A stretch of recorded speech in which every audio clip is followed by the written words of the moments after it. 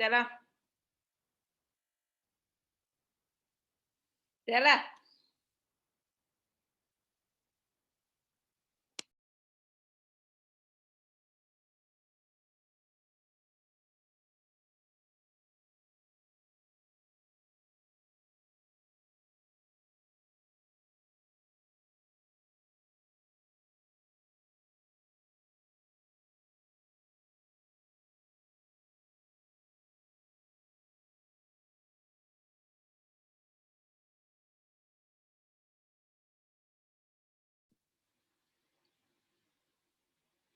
Hello, everyone. I hope you all are doing well. So I would like to thank you for joining in this afternoon. So we'll have a special guest with us today. Our fitness coach will be presenting today. So before she comes on to present on Diastasis recti, which is the core of the problem, that's what we'll be dealing with today. I would like to introduce myself for those who don't know me. I am Shireen Gervais-Yard. I am a nurse educator and the founder of Destyne Fit and Be Empowered. And before we start, I will tell you a bit about Destyne Fit. So the meaning behind the name Destyne Fit is we are destined to be healthy and fit. Our clients learn how to change their lifestyle for a fit and a healthy version of themselves. So we coach our clients one-on-one on optimum fitness through our fitness challenges. So this afternoon, as I said, we will have with us Della Samuel-Blomhof. She is our very own certified fitness trainer. She was born on the beautiful island of St. Lucia, and at the age of 20, Della traveled to Trinidad to pursue her dream of becoming a registered nurse at the University of the Southern Caribbean. This is where I had the pleasure of meeting Della. Della graduated with a BSc in nursing in 2010, then further continued her studies with a master's in advanced nursing education at the University of the West Indies, with an emphasis in nursing education. From her teenage years, Della have always had a passion for health and fitness, and she always wanted to pursue her dreams in that field. Till years after, it became much clearer to her, and then she finally became a certified personal trainer in 2019. Della's goal and passion is to get people moving no matter their physical disposition. She stated, "We can't love others if we don't know how to love and care for ourselves with God's help." So with this in mind, no further ado, I would like to bring on Della. Della, if you are hearing me, you can unmute your mic and I will now give you host privilege. So you can share your screen, and remember, Della, you have to allow persons to come in the chat when I make you host. So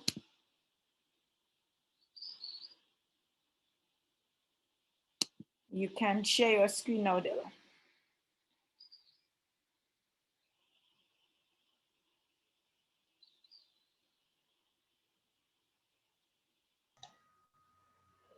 Okay, good afternoon to everyone. As Shireen already said, I will be presenting on diastasis recti. It's a very common thing to find around pregnant women or postpartum women, and not only in women, but you also have it in men. But our focus tonight will be on women. So diastasis recti, the core of the problem.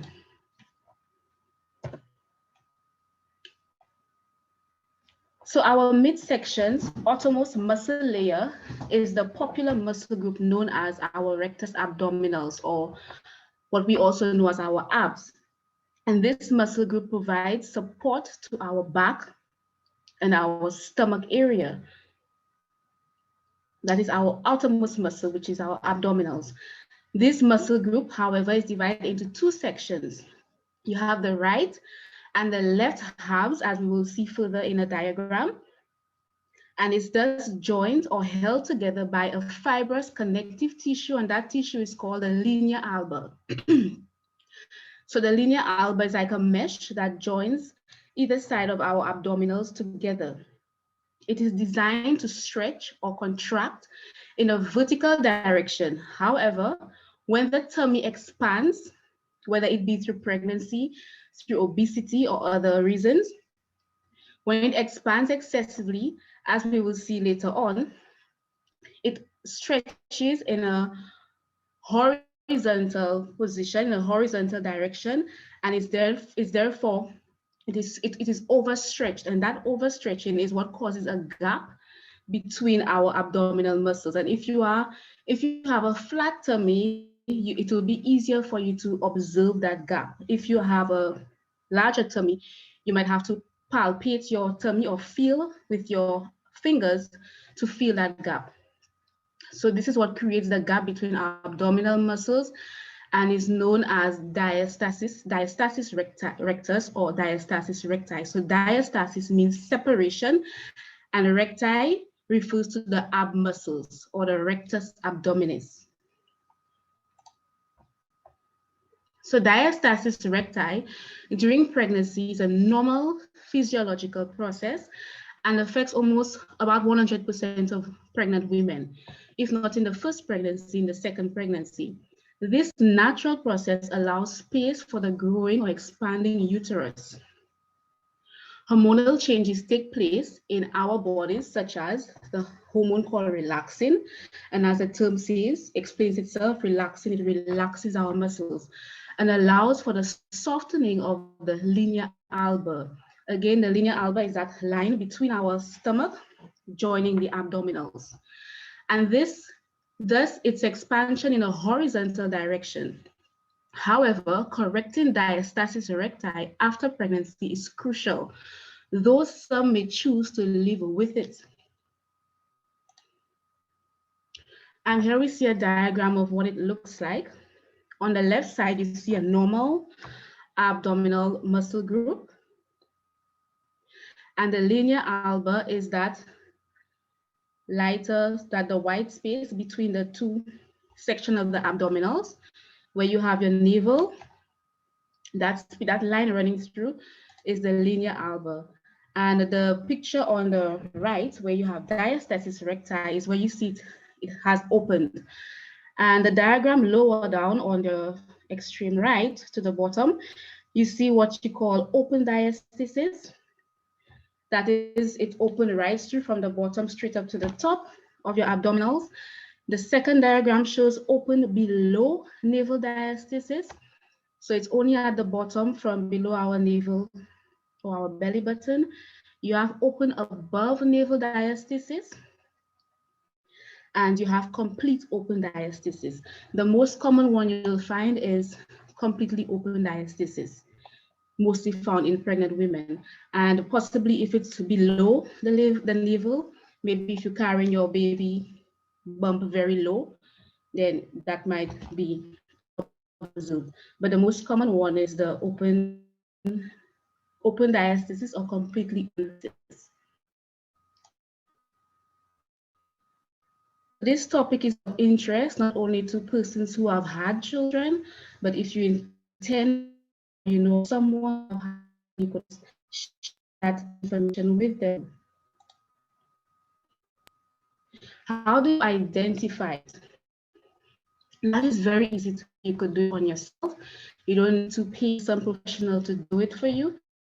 So how we identify diastasis on our bodies or someone else's, you would use your fingers, two fingers, your index and your middle finger. You will notice a space of two fingers or larger at the end. You will also notice a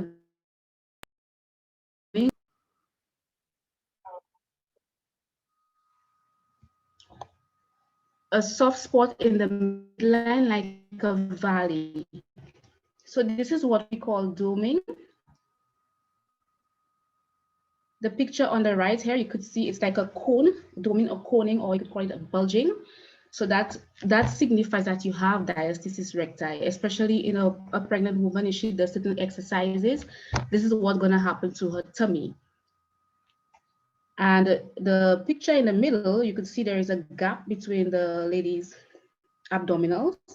So that is very easy to see because her tummy is flat. So you could see there is an opening in the navel area. So when we refer to coning or doming or bulging of the tummy, that is what we are referring to. So to assess yourself for diastasis recti or DR, what you do, you lie down on your tummy, on your back, sorry, as you could see in the diagram here. In the position, your starting position for when how you do a sit-up or crunch. You you do not raise your shoulders, but you do raise your head or your neck off the ground. You keep your feet flat on the ground and you attempt to do a sit-up. So you slightly raise your neck off the ground as if you are going to do a sit-up. And you will put your fingers together, as you could see on the diagram, and you place it close to your belly button with your palm facing towards you. So your palm is facing upwards. And if you have DR or diastasis recti, you would feel that gap between your belly. And if it is one finger wide, then it is normal. But if it is two fingers wide, two fingers would be about 2.5 centimeters to an inch, then you would be considered to have diastasis recti. If it is 2 fingers space or more. So for someone who is very large in size, has a large midsection, it might be a little more challenging. What you could do while testing yourself for it, you perform the same exercise. And if you do feel tension, if you could actually feel your muscles tensing up, but you don't feel any soft area in the middle, then you are okay. But if you feel tension in your tummy while you are pressing against it, but in the center, you could still feel a softness. It's not tensing up in the center, but you feel a softness where you could press inwards, then you would know that you have DR.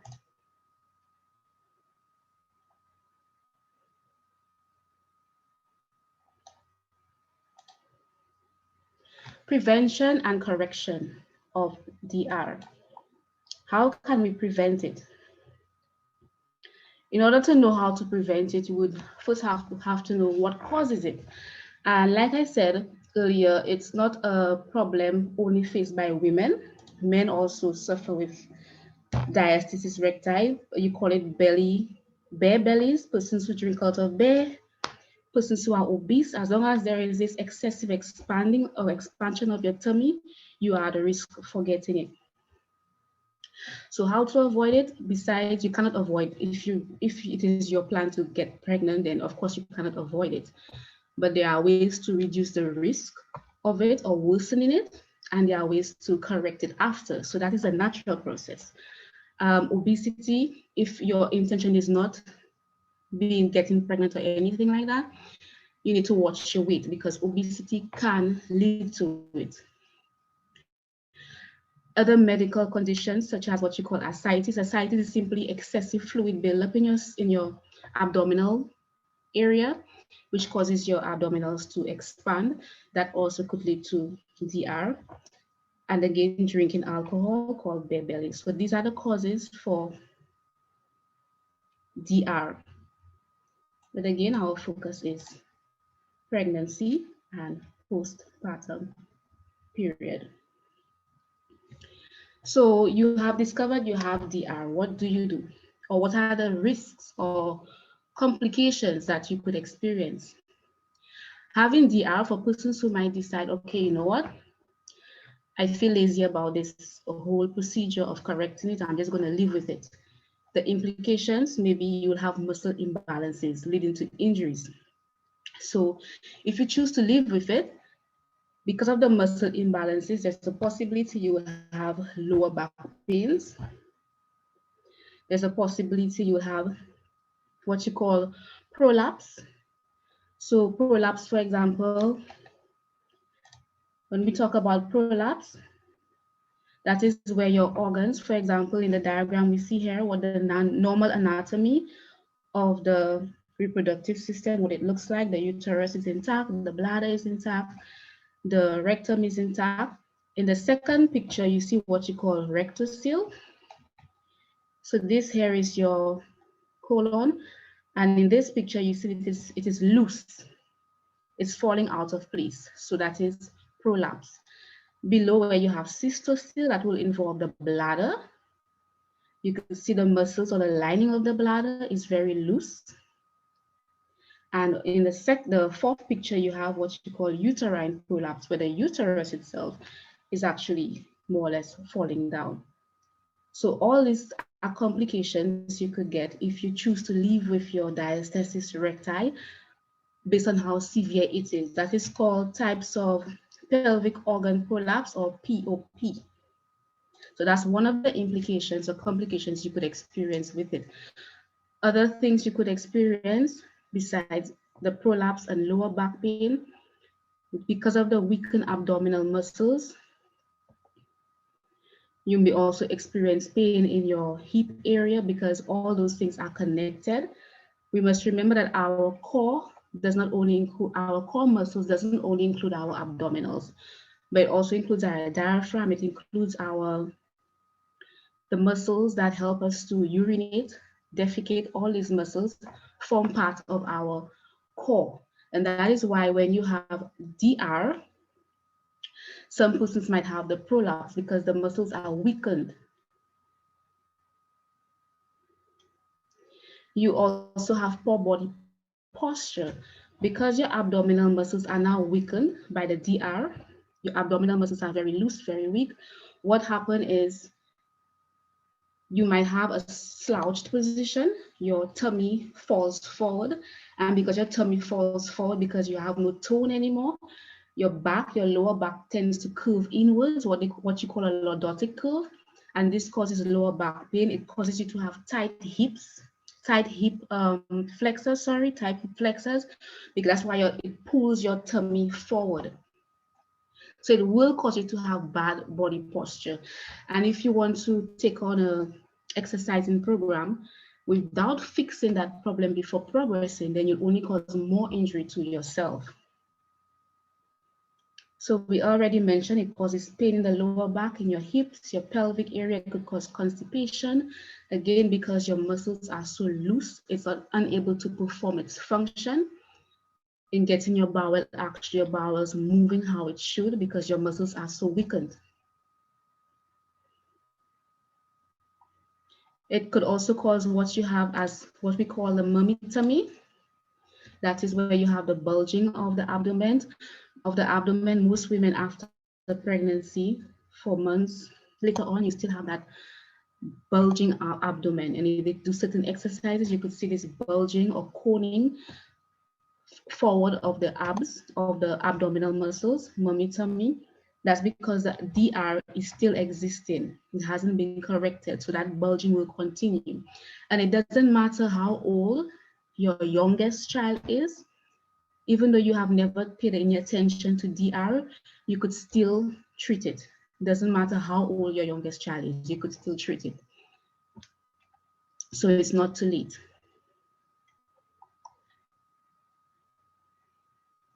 Some persons complain after pregnancy. Some persons might complain of leakage, urine leakage. Maybe they might be laughing or sneezing or jumping, and they will experience leakage.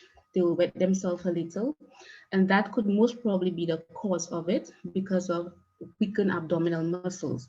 So that is another implication of choosing to live with your DR and not correcting it. In rare situations, if the linea alba tears, it has been stretched so much that it tears, it could also result in hernia. So it will create that hole in your abdominal muscles where maybe even your intestines could protrude, and you'd see that little bulging from the outside on your stomach area. But that is in rare cases.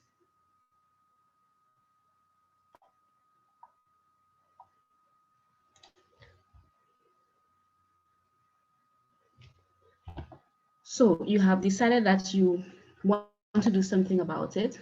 You want to get started with fixing your DR. Where do we start? First things first, before we do take up any exercise intervention, we have to first re-strengthen. Re-strengthening focuses on our core, knowing how to activate our core. If we don't know how to activate our core, any exercise we may take on, we might be doing, most probably will be doing it the wrong way, not activating the core the right way, and then we'll only be working against ourselves. So re-strengthen, knowing how to activate what we call a TVA, that is the transverse abdominis or the transverse abdominal muscles. And when we talk about the transverse abdominal muscles, I want you to think of a corset, something many women love to wear to give them this nice Coca-Cola form so that they could fit in their dress. So when you think of the TVA muscle, think of a corset or a girdle, because that is one of the main functions of our TVA muscle.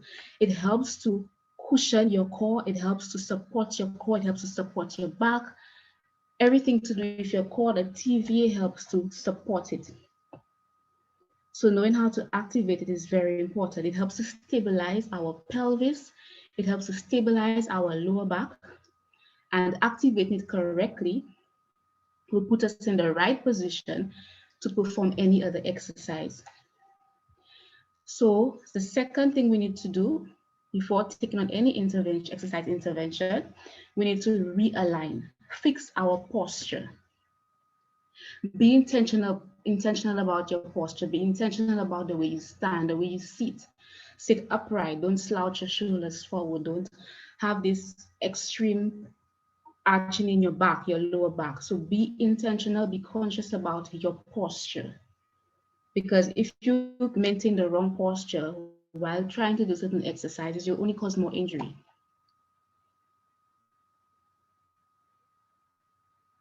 So as you train yourself to have a better posture while doing your activities of daily living, eventually your muscles will adapt, your muscles will strengthen, and it will become second nature to you to do. You know, there are some persons, while they are performing the activities of daily living, they will try to contract their abdominal muscles to flatten it and keep it tight while doing their work. And they do it consciously until at some point it becomes second nature. They don't have to think to do it. And in doing so, your muscles do become stronger and more toned, as simple as it may sound. And last but not least is to reconnect. Reconnect involves breathing, being mindful of how you breathe. So brain to muscle. So you're thinking about what you're doing, you're thinking about breathing at the right time. Most persons might take breathing during exercise for granted, but it's very important, it's very vital to know how to breathe while doing certain exercises, which we'll see later on. Know at what point of the exercise you are supposed to inhale, at what point you are supposed to exhale. All this will help in engaging the core the right way.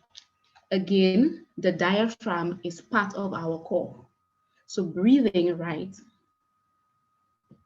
says a lot why we have to breathe right. The diaphragm is part of our core muscles as well.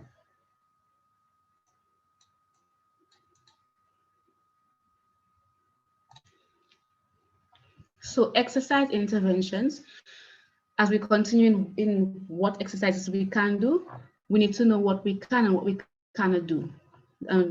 So persons who are pregnant, most likely after pregnancy, you will have diastasis recti, but you can avoid worsening it. And what you can do to avoid worsening it is to what you should not do so that you don't worsen it is the don'ts here. No exercise that increases intra-abdominal or heavy abdominal loading. So anything that increases intra-abdominal pressure or abdominal loading, you want to avoid it. And these will include exercises like crunches, doing sit-ups, the popular sit-ups and the crunches, flutter kicks, body length planks, heavy weight training, leg lifts, twists, etc. I'll also show you a picture of these exercises. So we know the sit-ups, and the picture in the middle at the top, that would be the flutter kicks. Below that, you have the crunches, and the picture with the diagram where the ladies lifting the barbells, that would be deadlifts.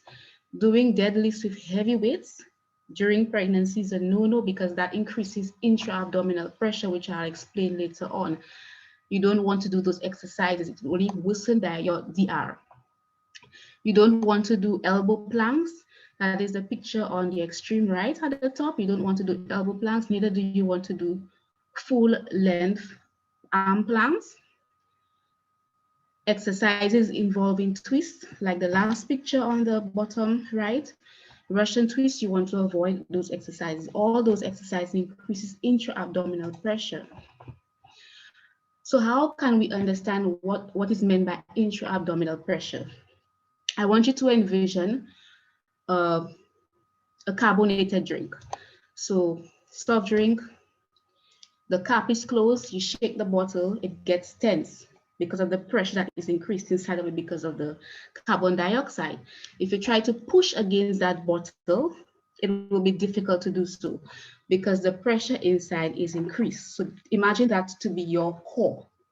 When IAP is increased, it's difficult for you to cause injury because intra-abdominal pressure acts as a way of supporting your core, right? So if we release or open the cap slightly, it will have less pressure. So there's an opening.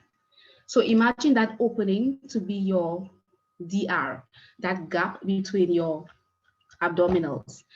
And because of that opening, it is difficult for you to engage your core well. It is difficult for you to engage or create that intra-abdominal pressure in the right way that you should. And because of that, then what happens, that bulging of your tummy is what you will see because you don't have the right conditions to create that proper intra-abdominal pressure. So doing exercises that increases IAP will only work against you. You want to also avoid the poor lifting techniques and holding your breath while doing so. Holding your breath while lifting weights or lifting any item increases intra-abdominal pressure. So you want to have proper lifting techniques while breathing well. Again, we see the importance of breathing. You want to also avoid intense upper abdominal exercises. So someone who has DR, when you are attempting to correct it, the exercises we discussed earlier on, the flutter kicks, the sit-ups, those exercises you want to avoid because these exercises not only do they increase IAP, but they also work your upper abdominals. And you want to take things in progress, stepwise. So you're going one step at a time, starting below and you climb the ladder. So when you're correcting DR, you want to first start working your lower abdominals. You want to know how to activate your core. When you have mastered core activation, then you want to start doing exercises to strengthen your lower abdominals. When you have strengthened your lower abdominals and that gap is beginning to close, then you want to progress to doing exercises that works your entire abdominal muscles. Because working your upper will only increase intra-abdominal pressure. So that would be the reason. You also want to avoid straining. So you want to watch what you eat as well to avoid constipation. And don't worry, you do not want to worry because DR is not life-threatening.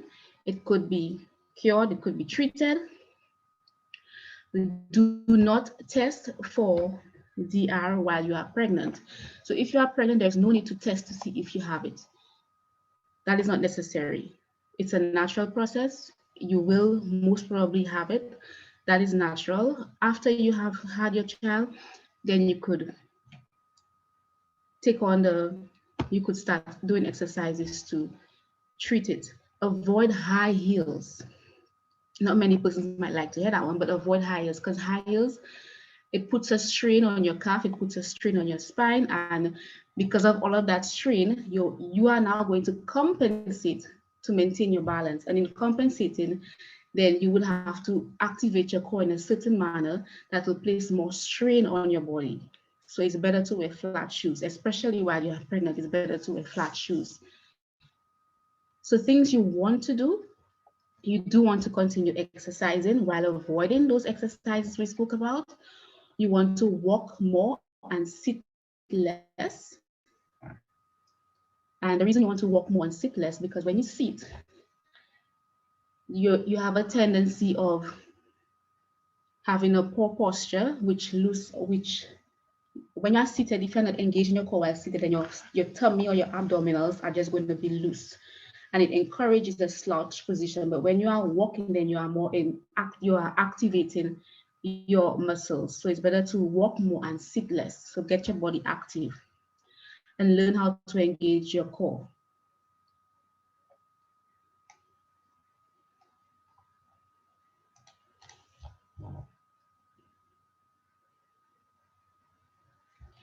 So since it was mentioned that the core activation is very important, in the interest of time, I may not play the video, but I will post the link for you to make reference to it in your time to watch the video as to how do we activate our core, which is very important. How do you activate your core before you could progress to the exercise interventions to treat your DR?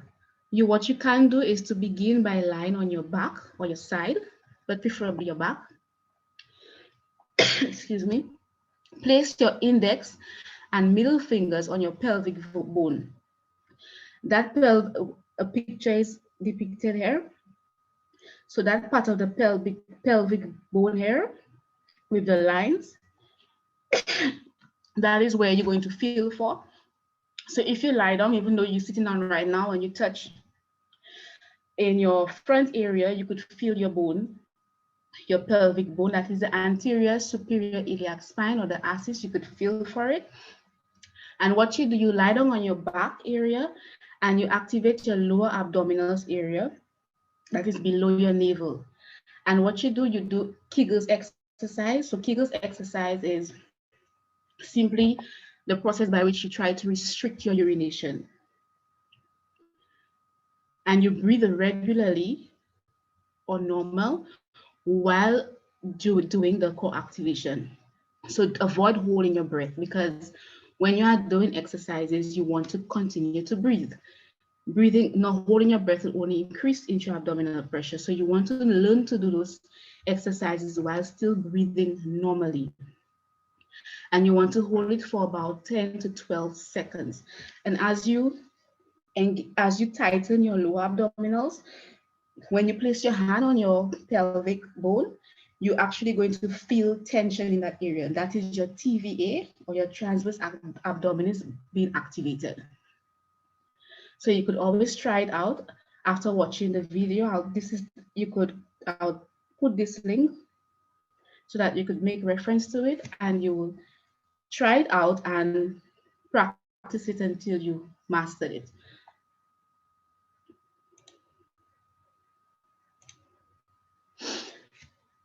So these are a few exercises among, there are many exercises you could do for DR. I've only selected the common ones. And you have what you call the umbrella breathing with Kegels. And as you could see in the diagram, number one, you position yourself in a standing position, or you could sit down, it's up to you, on a chair with your knees slightly bent. So you think of your rib cage as an umbrella, and as you breathe in, you want to think of your rib cage open at a 360 degrees. You begin to exhale while simultaneously doing a Kegel. So while you are exhaling, you are attempting to restrict urine flow. So you will tighten those muscles below. And while you are doing all of this, you engage or you tighten your abdominals. And you could do this, you could do 10 times, you could repeat it while breathing normally. Again, do not hold your breath. The second exercise is called the cat-cow or the camel.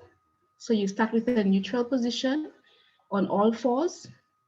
And when we speak about the neutral spine, you want a straight line in your back from your neck or from your head to your lower back or your hips needs to be straight. So we don't want any arching in the lower back, and your head faces or you look downward. So you don't raise your head looking ahead of you, you look downward. So we want a straight spinal cord. You take a big inhale into the sides of your rib cage, then you exhale with a kegel. Again, pay close attention to the times when you breathe in and when you breathe out. That is very important. So as you exhale, you tighten your lower or your pelvic floor muscles, which would be doing the Kegels exercise, trying to restrict the flow of urine. And in step 3, you inhale, and as you inhale, you return to the neutral position. The neutral position will be the first diagram, number 1. That will be the neutral position. Number 2 will not be a neutral position. That will be the cow position or the camel position. And you could do 10 reps of these exercises.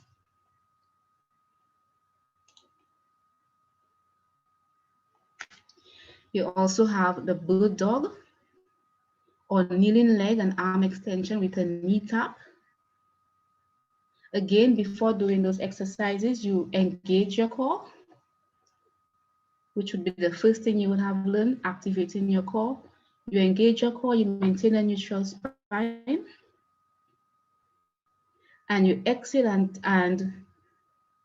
while you are on your hands and knees, you begin by exhaling and drawing the core up towards the spine.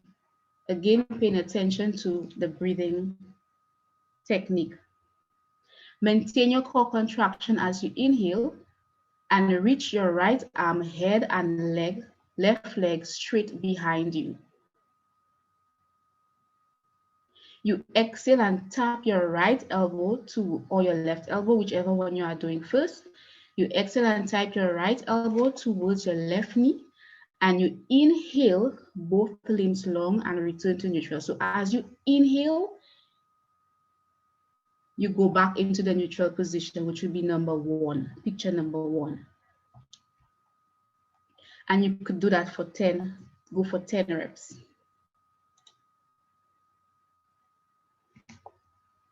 The next exercise would be toe taps lying on your back.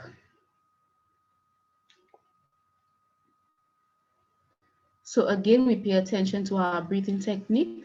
Be sure that you are not having any arching in your lower back. Your back should be flat on the ground, shoulders on the ground, no arching. Engaging your core, activating your TVA. You inhale into your rib cage and you exhale as you tap your right foot down to the floor. So when you're tapping your right or your left foot down to the floor, that is when you exhale. When you raise your leg back to your tummy, then you inhale. So as you return to the neutral position, which is step number 1, picture number 1, you inhale. And you could go for 10 reps.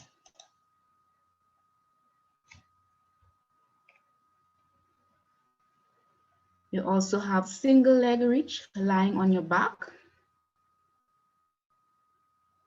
And the same principle follows here. The same principle as the previous exercise follow. You reach your right leg long on a diagonal on your exhale. So as you stretch your leg forward in a diagonal position, as you see on picture number 2, you exhale. When you bring your leg back to the neutral position, you inhale, and you could go for 10 reps.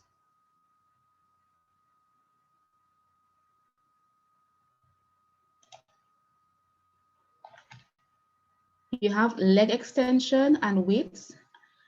You don't have to add the weights again. If you are now doing this for the first time, you want to do it without the weights. When you have mastered it, then you could add light weights as a progression. And the same principle follows as the other exercise in terms of breathing. Exhale when you are stretching your leg out and inhale when you are bringing it back in to the neutral position. And if you choose to stretch your hands or extend your hands backwards, your arm backwards, be sure that there's no arching in the back. If there's arching in the back, then it's okay to leave your arms lying forward on the ground. Stretching your hands or extending your hand backwards will be a progression. So it's up to you to progress to that level or just leave them flat on the ground, facing forward.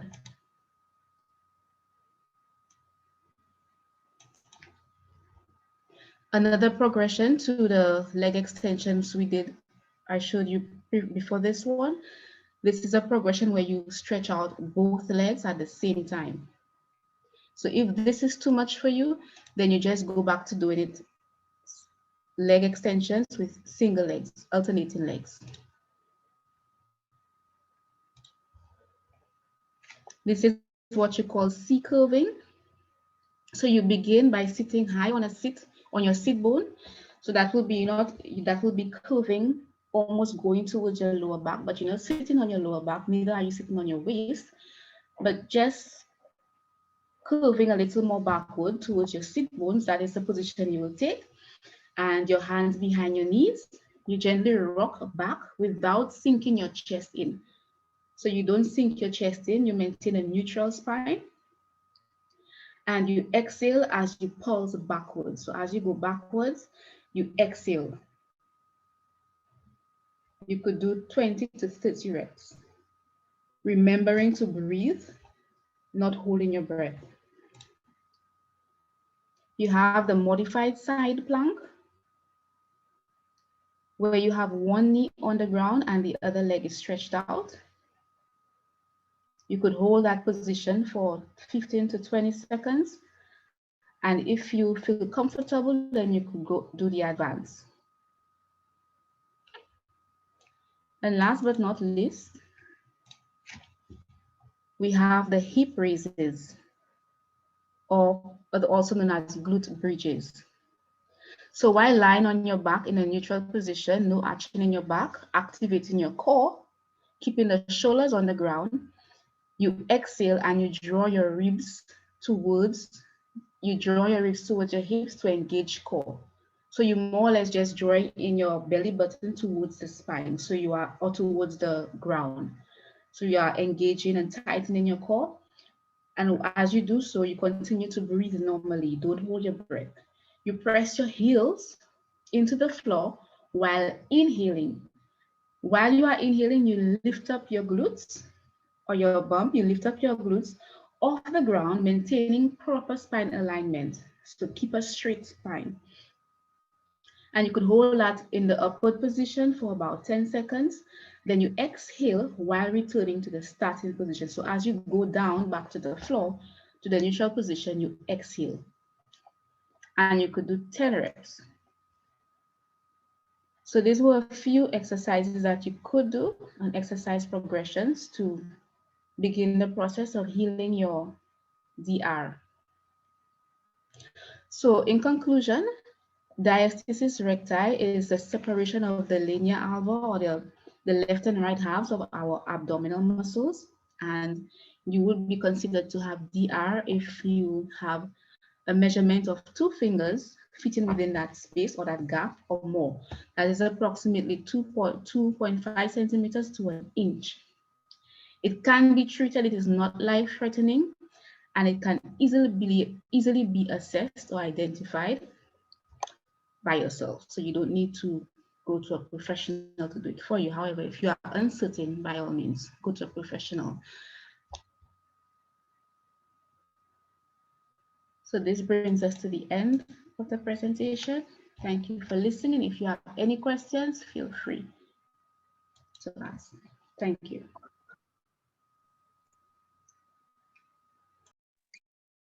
Hi, Della. Good afternoon. This is Talia. I have two questions. First off, you mentioned that to fix DR or to rectify the problem, you shouldn't start with the upper abdominal exercises, but lower abdominal. So my first question is, what's the risk if you did start with upper abdominal exercises? And secondly, what's the length of time for that recovery in terms of fixing DR?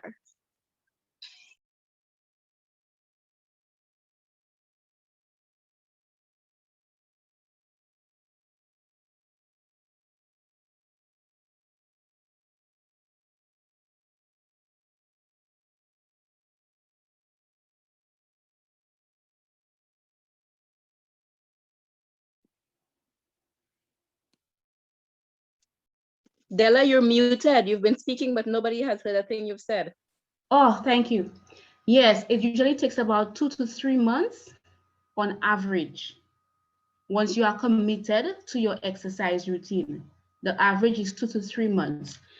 And your first question is, what is the risk if you have upper or open above navel diastasis recti and you continue to exercise? No, no, no.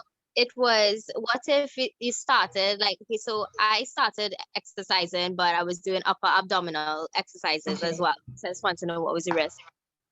The risk is that you'll only worsen it. It wouldn't be, you would only worsen it because you, by doing those exercises, you're increasing intra-abdominal pressure, which will place more pressure on your linea alba. So that will be the risk. And that is why persons who are unaware of who are unaware of DR, after pregnancy, they go straight into exercising. Of course, if it wasn't a cesarean section, and they go straight back into the exercise routine of doing sit-ups, planks, and all those other exercises, not knowing they are only worsening the situation.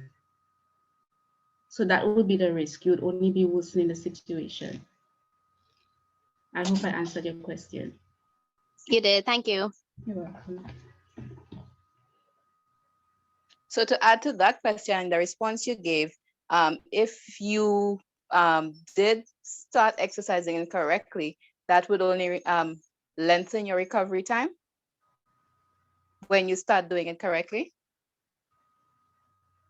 If it will lengthen your recovery time? Yeah, because if you started doing it incorrectly, then you said that you would just complicate it by, I'm not sure if it is widening it or what exactly the consequence is, but should you start doing the correct exercises, what would be the result? In terms of the time for recovery? Yeah. And okay, so you're referring to someone who may have just had a child postpartum. If they start immediately, what will be the length of recovery? If they start doing it the right way after. Well, I'm not even looking at somebody who's starting immediately, because it sounds as if you're speaking to an audience where persons knew about DR, and when they delivered, then they started doing exercises and they were doing correctly. But to somebody else who did not know about the condition, and about 10 years after, they're now learning about the condition and they want to address it, but they would have been exercising throughout. What is the situation? You said, I think you said 2 months for recovery. Okay. Yes, I understand you. I understand you. So it will be about it will be about the same, maybe 3 to 5 months or so. But and then again, that is a good question, because at the same time, if you're not someone who have been active during that process, and your body first have to adjust, adapt, get conditioned before it could have the effect. So it might take a little longer, but I wouldn't say it would take all the way 7 months before you could see an effect.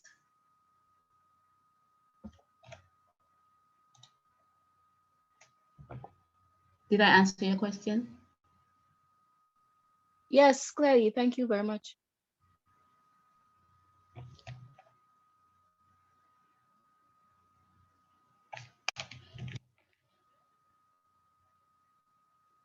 Okay, if there are no more questions, I would hand over to Shireen.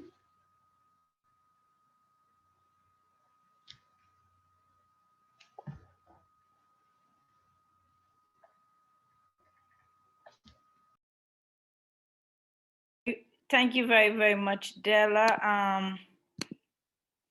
Let me share my screen.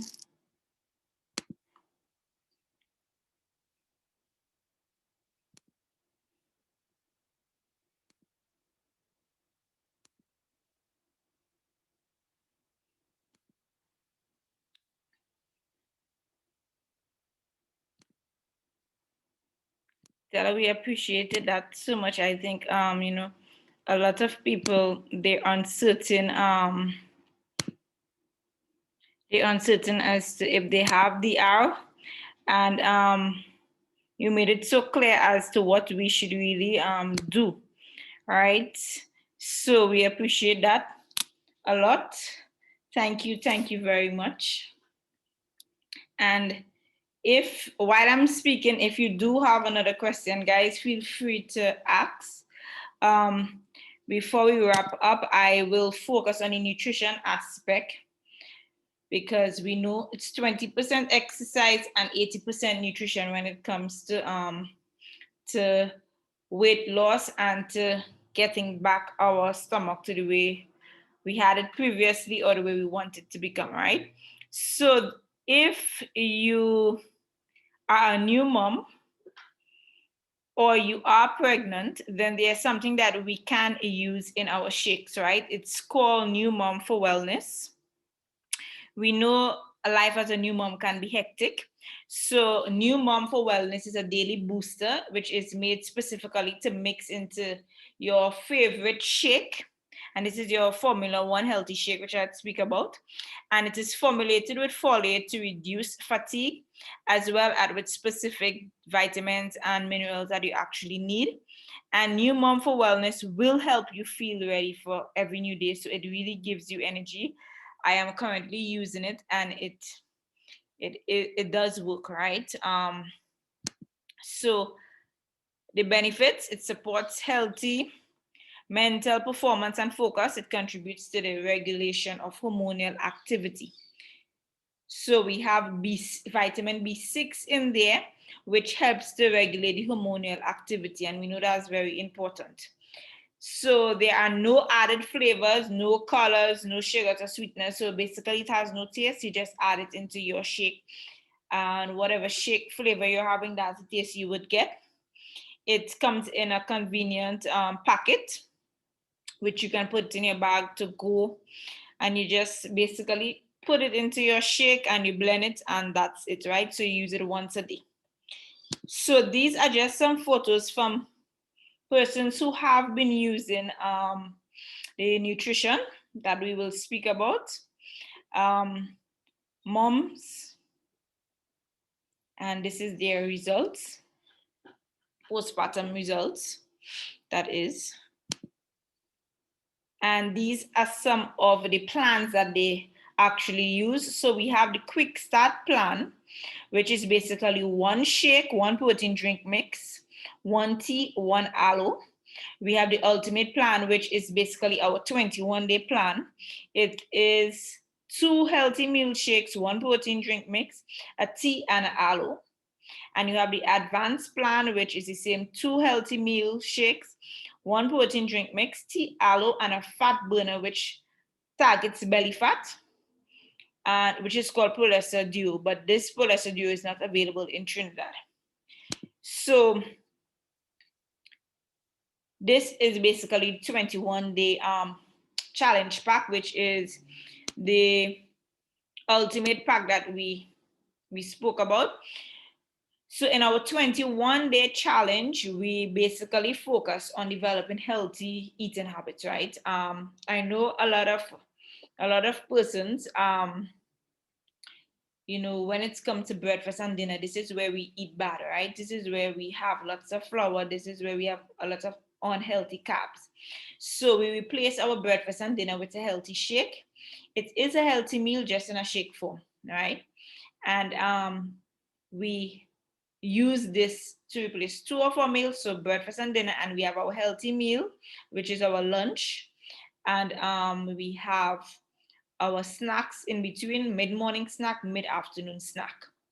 So basically this is our 21-day package. If you are vegan, there is a vegan shake. It is made with rice, pea, and quinoa protein. So, but unfortunately, there's only one flavor. Well, it's a vanilla flavor in the vegan shake. The other shakes, you get about 12 different flavors. So what we do, as I said before, we have 2 shakes a day for a 21-day meal plan. We have 2 shakes a day, 2 teas. We have a tea for breakfast together with our shake and a tea for around lunchtime. And then we have 2 healthy snacks, 1 mid-morning snack, 1 mid-afternoon snack, and a healthy lunch, right? And tea comes in different flavors. You have raspberry, lemon, peach, cinnamon, chai. You have different flavors of the aloe. The tea and the aloe goes together. I will give you some information later on, I think it's on the next slide, what they actually do. And it comes in mango, cranberry, and mandarin. In Trinidad, we don't have all these flavors available. In Trinidad, we have mango, aloe, and the original aloe available. And in the teas, you have raspberry, lemon, and chai. We also have weight loss enhancer, which is called cellulose. It is for water weight and bloating. So we take this 3 times a day, 1 after each meal. And especially during, if you are pregnant or you know someone who is pregnant, it's really helpful during pregnancy for water weight and swelling of your feet and stuff. So it works excellent for that. This one is not available in Trinidad, the cellulose. So your breakfast, this is how your breakfast would look. So you have your Formula 1 nutrition shake. It is the best source of soy protein. You have 21 essential amino acids. You have 20 essential vitamins, minerals, and herbs in there. And it's an excellent source of fiber. And if you're counting calories, it's 200 calories in there. You have your tea, which is a natural energy booster. It's a fat burner. It reduces your appetite, and it is a natural antioxidant. And it's a natural detoxification when used together with your aloe. So your aloe supports your natural cleansing of the digestive system. It is anti-inflammatory and it soothes your digestive system. So for persons who have acid reflux and all those things, I have clients who tell me it actually works, right? So you just have to put aloe in water, basically. And remember, the aloe is flavored, so it will sweeten your tea. For persons who have digestive issues with using the washroom and stuff, your tea and your aloe is a detox, so it will send you in the washroom at least once for the day, right? So how do we make this shake? We just put 8 to 10 ounces of cold water, about 4 ice cubes, 1 scoop of our protein drink mix, 2 scoops of our healthy Formula 1, and just blend and enjoy it. So it's very convenient for persons on the go. I think a lot of times that's when we eat unhealthy because sometimes we miss breakfast, and when we do get something to eat, it's unhealthy, right? So I know for me personally, I have to take this on mornings because I will not eat healthy. I will dash out of the house and I will buy something. So, it works well for me for breakfast, especially. And yes, you can use it during pregnancy. Yes, you can use it breastfeeding. So, a lot of people ask me those questions. And yeah, so this is a healthy meal in a shake form, basically, right? The cellulose, as I was telling you before, it supports your body's natural detoxification through the kidneys and healthy activity of the urinary tract and healthy elimination of water. So we use this 3 times a day, as I said. So in our 21-day challenge, we give you a meal plan. We give you a shopping list. You get added to our support group. We do workouts. We have also a 20-day workout challenge, right? And we do one-on-one coaching. So this is what you get in the 21-day challenge. So When it comes to eating right and exercising, there is no I'll start tomorrow. Tomorrow is a disease.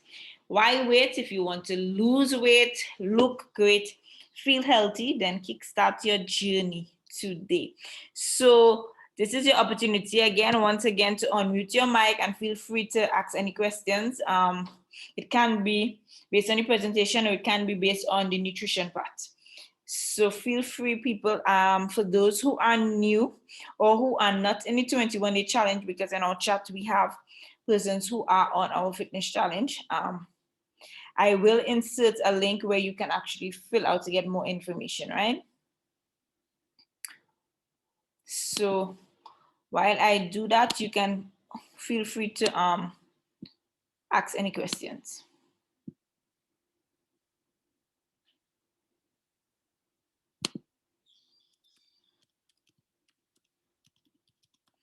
And Della will be posting the links to the various exercises, I think it was she said. Della, you sent me directly the links, so you'll have to share it with everyone. So let me just, I'm inserting the form. Any questions based on the nutrition or anything else, guys?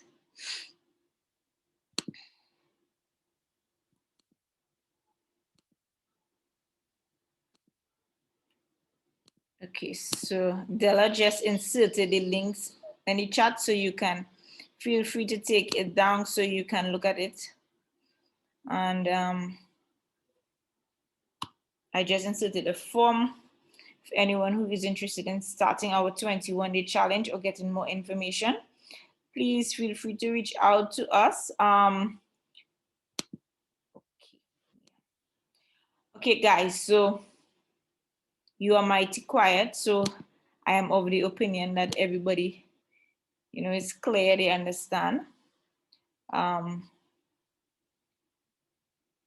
So if you don't have any questions, guys, I would like to thank you once again for joining in today. Thank you again, Della, for stopping by with us. And we look forward for next week, right, guys? I'm not sure what the topic next week, but I would let you know. So next Sunday, we will resume from 6:30 p.m. again, right? So see you next Sunday, guys. Thank you for spending your Sunday evening with me. Have a pleasant afternoon, everyone. Bye-bye.